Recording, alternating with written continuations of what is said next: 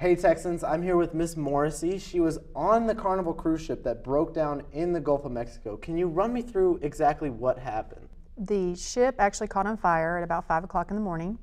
And when I was actually asleep because it's 5 o'clock in the morning, and they came over the intercom and said, Alpha team to the engine room, and we knew something was wrong. So we got up and went up top to the top deck, and we went out on the top deck. We could see the smokestack, and there were large billowing clouds of smoke coming from the smokestack, which was kind of scary, but I mean, we weren't sinking or anything, so we just kind of had a seat and hung out and waited until they told us what was going on. And so then a little while later, the power went off at the end. We didn't have any water or power or anything like that.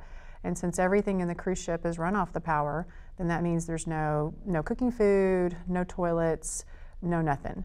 So we kind of hung out all day, and they would come along and announce, different things. They would say that the fire is under control, they have it all cordoned off. And then eventually they came on and said that they were going to try to enter the engine room and see if they could restart the engines. And at that point... How long was it before or after the power went out and everything shut down that they told you and kind of got you informed? We kind of sat there for a couple of hours with the power out, and I mean, they came on and said that we weren't in danger, but they didn't really tell us really what was going on. They just said that we weren't in danger, the ship was not sinking, and got it under control. And then it was a couple hours before they came back on and said, there's a fire in the engine room, the fire is put out, we're not in any danger, we're not going to sink. And then they would come on about every hour and tell us that basically nothing was happening, that it was still status quo. And then probably that afternoon is when they finally got into the engine room and they said, we're not able to start the engines, and they were going to have to send for tugboats to pull us in. And how long was it before the tugboats got to y'all? That was 2 days later after they told us that they were sending for tugboats. The tugboats didn't get there until Tuesday afternoon, and it started on Sunday morning. So what do you do for those 2 days that you just stuck out at sea? We just hung out. It was like, if you've ever been on a camping trip, that's kind of what it was like. You're just kind of hanging out. Camping trip mixed with mixed with seasickness. I can't imagine that's very fun. I actually don't have seasickness. I'm pretty hardy in that fashion, but I guess there are people who do have seasickness. And the ship didn't really sway a whole lot. We were listing to one side. Listing just means that you're kind of tilted. And we were listing anywhere from 2 to 5 degrees, but that's just because there were no powers.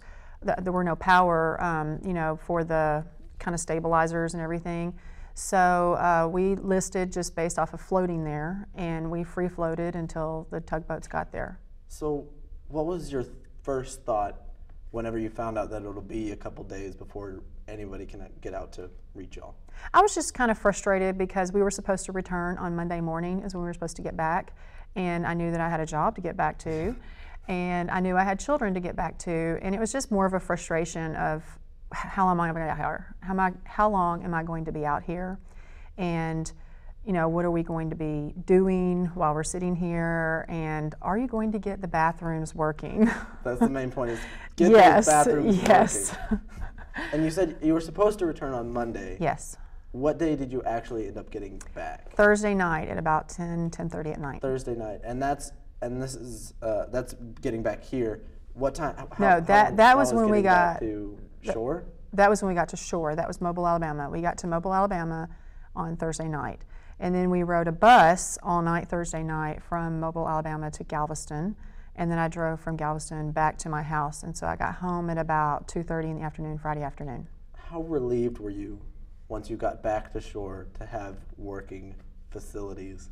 You really don't appreciate the things that we have in civilization until you go without them. Who knew a toilet could be so fantastic? Isn't that really the truth? Because you don't realize how much you like having a toilet that flushes until you don't have one.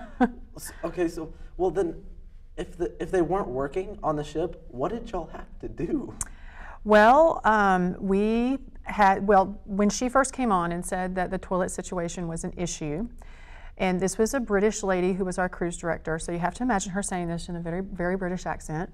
She said that if you have to go number 1, then you should go in the sink or the shower. In the sink. Or if you have to go number 2, then they have red biohazard bags that you could place in your toilet and you could utilize. Reporters say that the crew was extremely helpful. Can you elaborate on how did they help you? Like, what did they help you with? The crew was absolutely amazing. They always made us feel safe at all times. They also fed us constantly. We always had lots of food and water. They also cleaned up after us. Because of the toilet situation, there were some sewage leakages, but they always cleaned up all of the messes that were there, and they did it with a smile on their face. Not many people can say that they're cleaning up after 3,000 people and still be jovial about it. Exactly, like it's a lot of custodians. Yes, it is. Okay, did you have cell service out there in the Gulf? We only had cell service when another ship would come near us, and there were 3 ships that came by us. There were 3 Carnival ships that came near to deliver supplies. The first one came Sunday night, and they actually stayed with us for about 6 hours until the Coast Guard came. So they were there for quite a while, and as you can imagine, 3,000 people hitting off of one cell service tower off of one ship made it very busy. Yeah. So it was very difficult to get any phone calls or texts or anything like that out. And then the next day, 2 more cruise ships came by that afternoon, and we were able to get some phone calls and text messages and such out. What's kind of interesting is I texted my mom that Sunday night, and I told her that we were safe and everything was fine, and I would let her know, you know, as I got more information and I had the opportunity. And my mom texted me back, haha, hope you're having fun. And I was really thinking, what is that supposed to mean? Does she even know what's going on? And so she told me later that she didn't know what's going on, and she thought that I was just joking around, and she didn't really know anything about it. So it's kind of interesting. No, she didn't. She had no idea whatsoever. I would have tried to play it off as sarcasm or something like that. Okay, so can you tell me, once y'all were getting towed back, what was that like? Is it just like as if you were taking a cruise, or was it like? Actually, yes. We listed some as we were moving, but I mean, otherwise it was kind of like we were on a normal cruise. We weren't going as fast as you would normally go because the tugboats can't pull you the same speed, and there were very, very strong currents, and so it took them a lot longer to tug us back to port than they initially thought because the currents were so strong. It was multiple tugboats, right?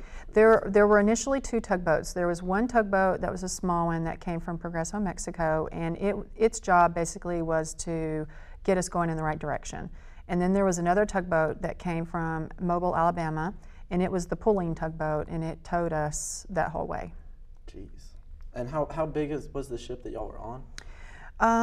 I don't really know the exact tonnage or anything, but there were about 3,100 passengers. Sleeping arrangements. Did you have to sleep on the deck? Actually, yes, I did sleep on the deck. Now, the first night, it was kind of by choice. Our room was on the first floor because we were kind of cheapskates, I suppose. And it was very, very hot because, as you can imagine, in the middle of the Gulf, it was hot, and with no air conditioning, no power.